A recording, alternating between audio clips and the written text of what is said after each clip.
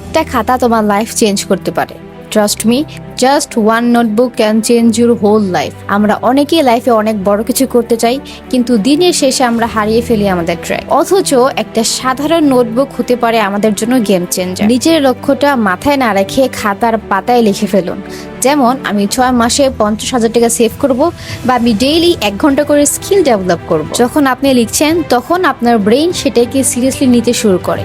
The power of to do list. প্রতিদিন রাতে ঘুমানোর আগে পরের দিনের লিস্ট তৈরি করুন। কাল সকালে আমি ঠিক কি করব। এটা আপনার সকালের কনফিউশন দূর করবে এবং আপনার প্রোডাক্টিভিটি বাড়িয়ে দিবে প্রায় 200%-এরও বেশি। রাতে আবার বসুন এবং দেখুন কি করলেন এবং কি বাদ পড়ে গেল। নিজের সাথে নিজের কর্মের হিসাব মেলান।